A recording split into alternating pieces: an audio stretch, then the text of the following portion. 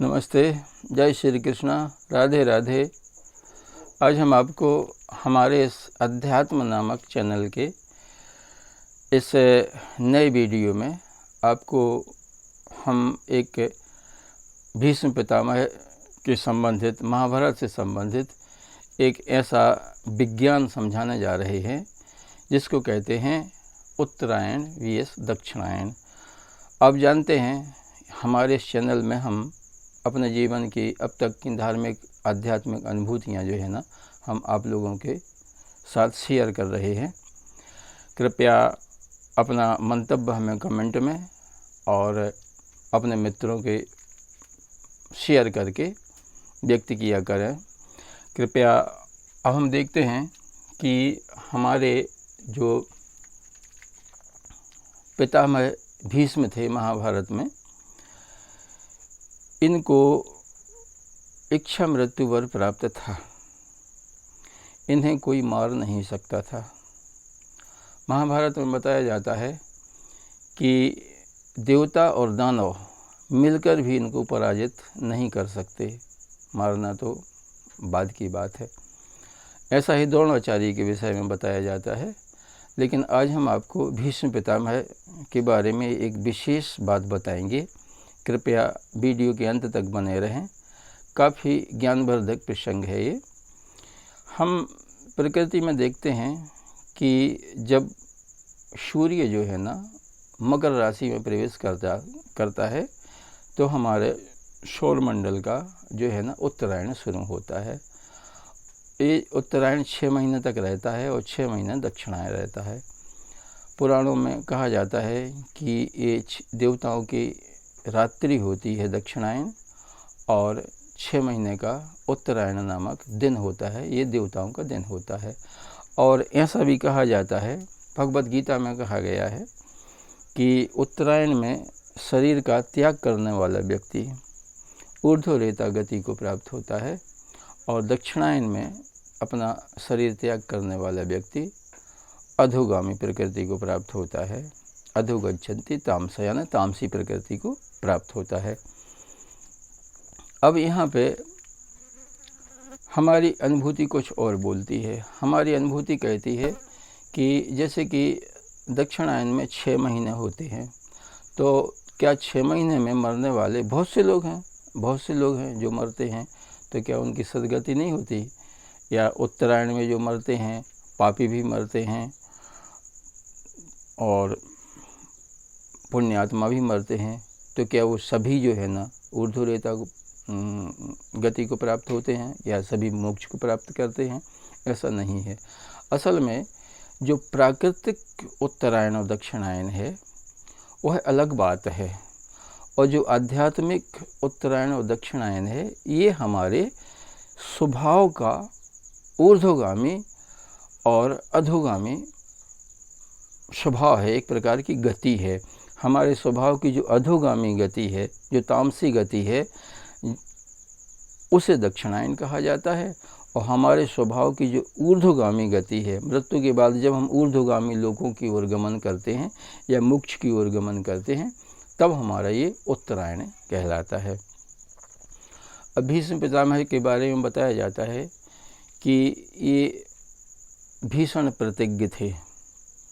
इन्होंने जीवन में प्रतिज्ञाएं की हैं और उन्हें पूर्ण किया है, और कुछ नहीं किया जीवन में। और कामनाएं तो उनके पास थी नहीं, क्योंकि इन्होंने जब वो सत्यवती के प्रसंग में आप सब जानते ही हैं, भीषण प्रतिज्ञा कर ली थी कि मैं आजीवन ब्रह्मचारी रहूँगा और हस्तिनापुर के सिंहासन पर जो भी बैठेगा मैं अपने पिता की छवि उसमें देखूँगा और हस्तिनापुर की रक्षा करना हमारी जिम्मेवारी रहेगी।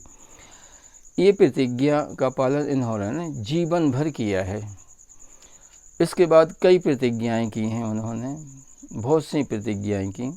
महाभारत के युद्ध में बताया जाता है कि महाभारत की युद्ध असल में भीम और भीष्म के बीच में था।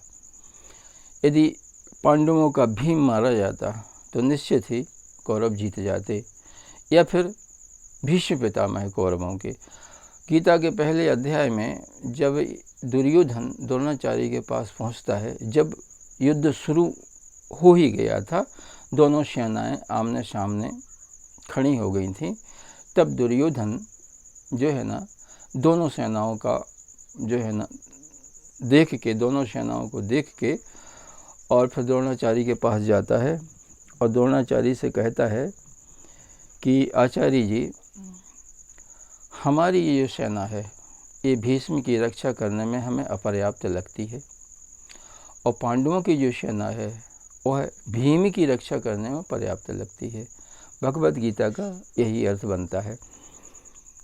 तो इसमें क्या है कि भीष्म पितामह, दुर्योधन को पता था कि भीष्म पितामह इच्छा मृत्यु हैं, उन्हें कोई मार तो सकता नहीं है, लेकिन धराशायी तो किया जा सकता है, उनको क्षतिग्रस्त किया जा सकता है, उनको युद्ध से वंचित किया जा सकता है, ये वो जानता था। इसीलिए द्रोणाचार्य से और अन्य सेनापतियों से, दूसरे जो सेना नायक थे, सभी से उसने कहा था कि आप लोग अपनी अपनी जगह रहते हुए भीष्म पितामह का ध्यान रखेंगे और भीष्म पितामह की रक्षा में आप लोग तत्पर रहें। अस्तु, इतना सब होने के बाद 10 दिनों तक युद्ध रहा, भीष्म पितामह के नेतृत्व में लड़ा गया है। 10 दिनों बाद भीष्म पितामह जो है ना धराशायी हो गए, बाणों की शैया पर लेट गए।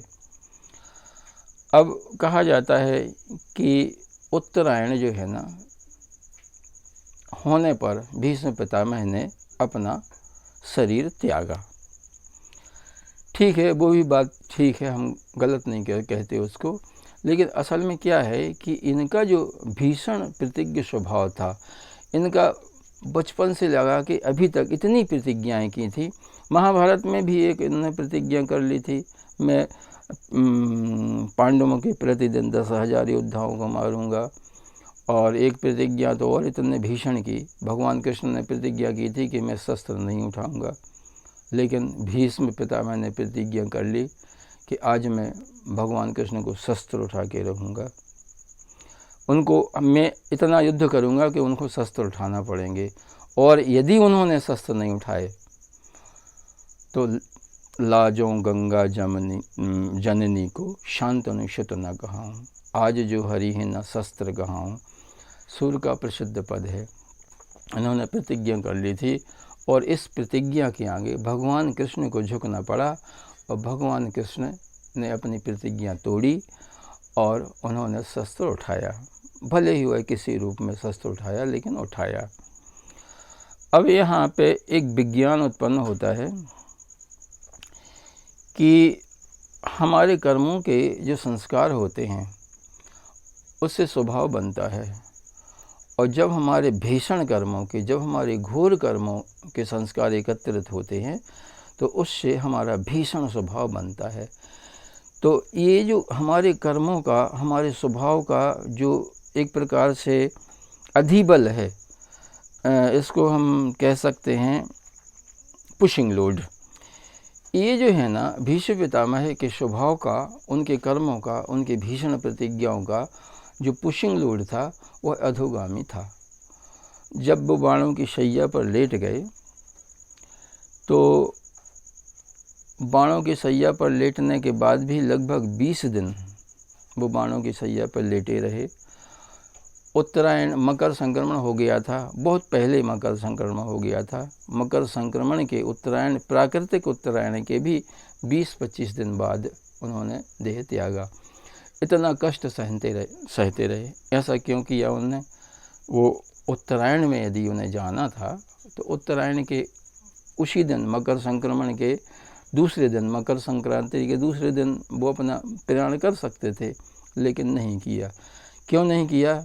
क्योंकि जैसे ही वो अपने देह त्याग करते थे, देह का विसर्जन करते थे, तो उनका जो स्वभाव का जो पुशिंग लोड था वो नीचे की तरफ ज़्यादा था, अधोगति की ओर जाता था, और वो तत्काल जो है ना उन्हें अनुभूति होती थी, वो निर्भर नहीं हो पा रहे थे। और जब तक निर्भर नहीं हो जाए हमारा स्वभाव, जब तक शून्य सविशेष यानी एकदम निर्विशेष न हो जाए, जब तक जब तक हमें मोक्ष की प्राप्ति नहीं होती। हमारे संस्कार चाहे शुभ हों या अशुभ हों, दोनों ही बांधते हैं। शुभ संस्कार हमें ऊर्ध्व लोकों में ले जाते हैं, पुण्य से बांध के रखते हैं और सुख से बांधते हैं, और अधोगामी संस्कार जो है ना, हमें बांध के रखते हैं और अधोयोनियों में ले जाते हैं।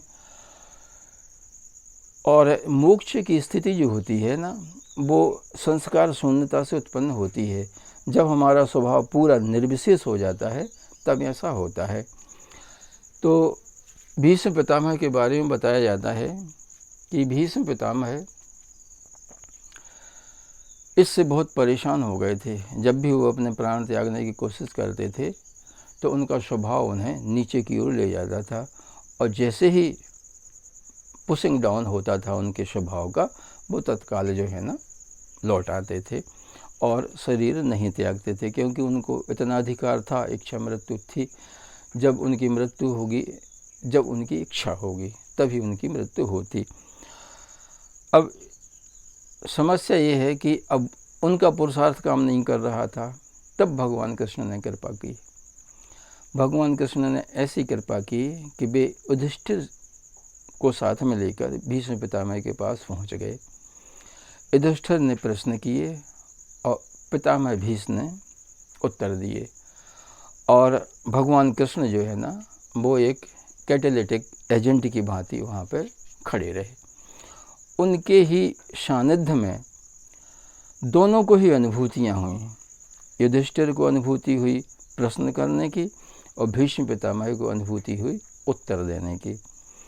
तो प्रत्येक प्रश्न के उत्तर में भीष्म पितामह का स्वभाव उत्तरोत्तर बढ़ता गया।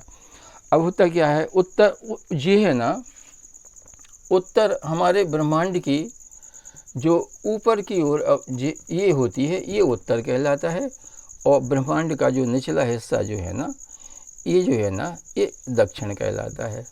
ये दक्षिण है और ये है उत्तर। यही हमारे स्वभाव का है।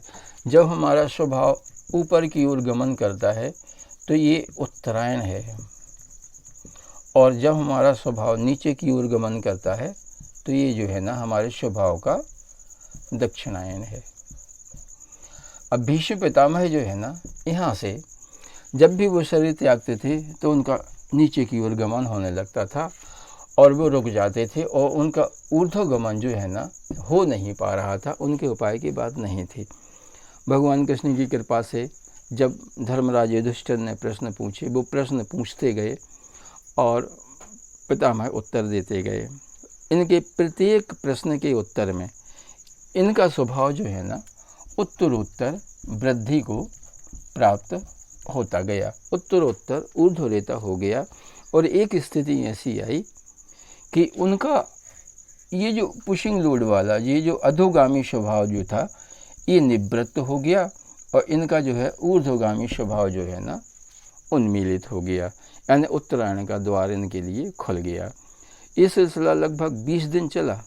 20 दिन तक उन्होंने प्रयास किया और उत्तर देते गए, और प्रत्येक उत्तर में उत्तरोत्तर इनके स्वभाव की ऊर्ध्वगति विकसित होती गई। और जब इनकी ऊर्ध्वगति पूरी तरह विकसित हो गई और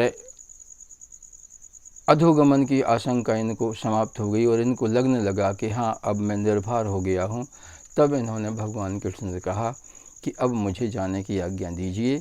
आपकी कृपा से अब हमें सद्गति प्राप्त हो जाएगी। तो मेरे कहने का मतलब ये होता है कि जो प्राकृतिक दक्षिणायन और उत्तरायण है, ये तो है ही, सत्य ही है, लेकिन जैसा कि वेदांत कहता है कि जैसा ब्रह्मांड है वैसा ही पिंड होता है। पिंड यानी व्यक्ति।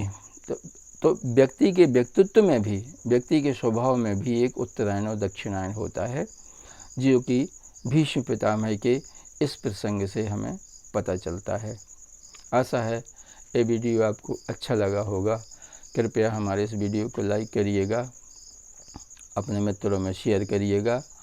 और आज मैं ये वीडियो आपको बहुत दिनों में बना रहा हूँ, किन्हीं कारण बस बना नहीं पाया, पर मैं प्रयास करूँगा कि हम अपनी और आध्यात्मिक धार्मिक अनुभूतियाँ जो है ना समय समय पर आपके साथ शेयर करता रहूँगा।